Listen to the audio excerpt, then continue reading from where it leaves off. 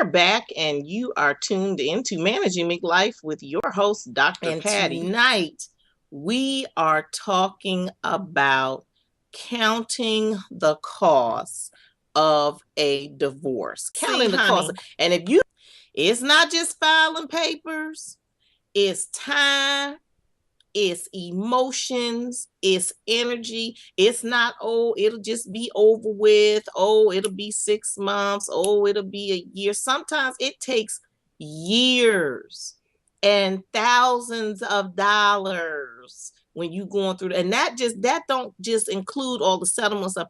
Then it's the emotional, mental and emotional damage that is incurred when you break up a marriage or split a marriage. Why? Because it's a tearing of the heart. When your heart tears, it ain't no cut, and then it's cut and it's, cutting hair. No, it's a rip. Somebody give me a piece of paper. Let me get a piece of paper. I hope this how it happens. Ripping. You see anything even about that? Ain't nothing even about how that just ripped in half, okay? That's what happens in a divorce. Your life is ripped apart. And you need to recognize it. I want you to recognize that with these relationship problems, if there's infidelity, there's a reason why there's infidelity. That means there's an issue underneath that needs to be fixed. And I don't care if it's sexual infidelity or whether it's an emotional infidelity. Infidelity is infidelity. If it's abuse, if it's gambling, if it's any type of addiction or addictive behavior, if it's midlife crisis stuff, all of these things can be worked through in counseling. Now, I'm not encouraging anybody to stay. If your life is on the line, if your life is being threatened, if that addictive behavior is just not coming to light, and that's what you got to do, that's what you got to do. But there are economic costs of divorce to individuals, to communities, to state and federal governments. Everybody pays for it in excess of 33.3, something to the tune of 33.3 billion. Did you hear what I said? $1 billion annually just dealing with divorce. Okay. And this information is coming from the Family in America, and it's a journal on public policy that talks about counting the cost of the divorce. What those who know better rarely acknowledge. That means those of us who've been through it ain't really talking about it. But Dr. Patty is here to talk about it because it's real issues affecting real people and it's impacting their lives. So the reasons for these public divorce costs should be obvious. Why? When parents fail to marry or when marriages end in divorce, what happens? Many mothers and children become dependent on what? The system. To do what? Compensate for the economic resources that would have typically been provided in the contents of a marital home. And that's only under the circumstances where you have one or the other spouse that may be staying home to care for the children. And it may be, the mother may be staying home and caring for the children, or it may be the dad that's a stay at home and the mom is out being the primary provider. And so it has been noted that parents, especially those never married or divorced mothers, are more likely to turn to government-funded programs such as TANF, food stamps, and WIC for assistance, more likely to rely on Medicaid or other state health insurance programs for children. They're also more than likely to turn to other taxpayer finance initiatives, including housing assistance, child welfare programs, energy assistance programs, Head Start programs, school breakfast and lunch programs. And so I want y'all to see that this is not a free ride. This ain't pay $250 and keep it moving. It's uncontested and whatever and so forth. The costs start racking up. And then you have indirect costs that may occur, indirect public costs that may arise due to criminality and delinquency and other matters that precipitate behavioral issues from children who are raised by single and divorced parents relative to other types of household arrangements.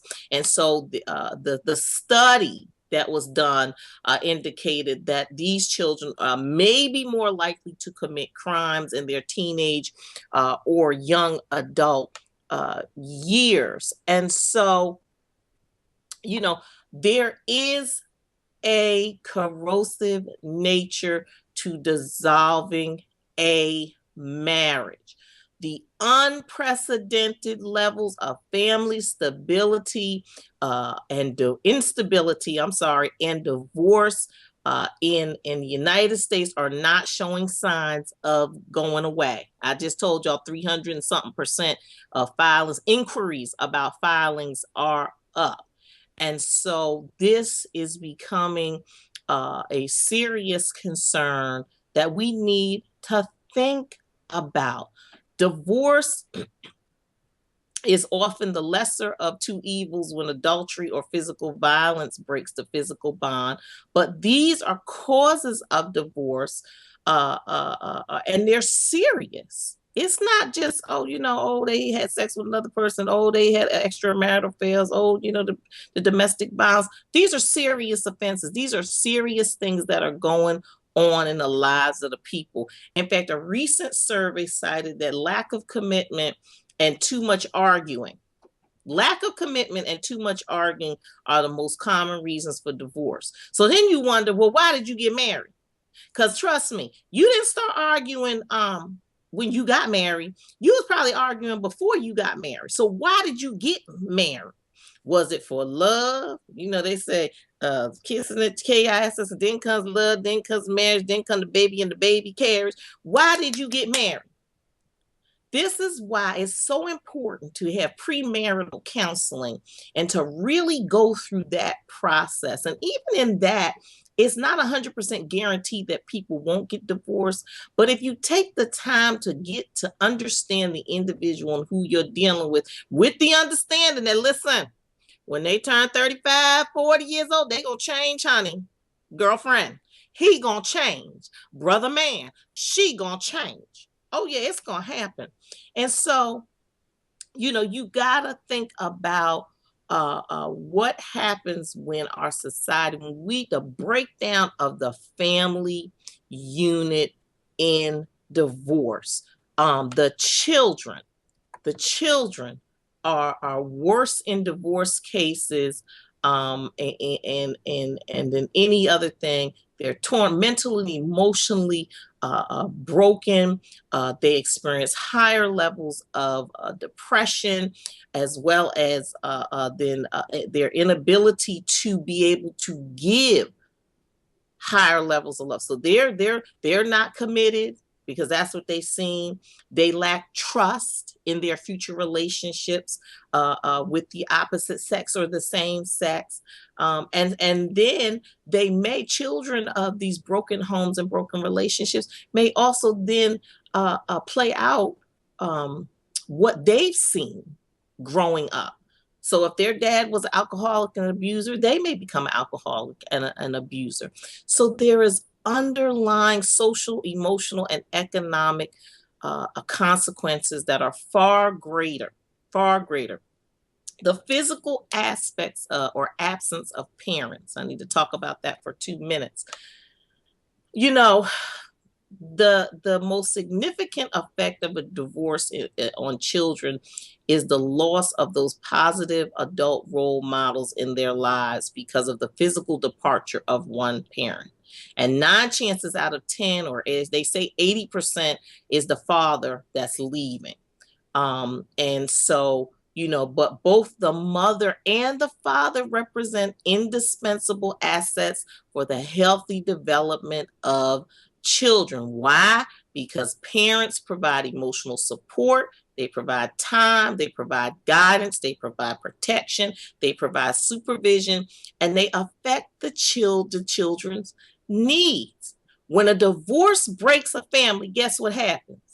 Both the quality and the quantity of contact between the non-custodial parent and children diminish. I bet you if I brought 10 children in a room today, they could share their story about it, what it's like to be tossed in between mama's house and daddy's house, or left at grandma's or auntie's or whoever, which means now, it results in very fragile emotional ties to parents, and more than likely it's the fathers. But this is also true for mothers. Teenagers of divorced parents are particularly likely to report being less close to their parents. And so not only the physical, now we're talking about the physical absence, but the emotional absence of the parents and how this affects the children. The children grow emotionally distant from their parents before, during, and after a divorce. And it's extremely stressful for everybody who's in the situation. There are economic hardships coupled with the emotional stress. There are financial challenges for a split household that can be devastating, even for middle-class couples. Most families will experience a decline in living standards following a divorce. And so, it's women generally are going to suffer more financially than men. Research has found that 1 in 5 women are pushed into poverty because of divorce. And a lot of this has to do with if they were a stay-at-home mom, maybe they didn't go to school to finish their education, to get that post-secondary degree, and so forth and so on. Maybe they didn't launch that career as they had wanted to. And so that takes an effect.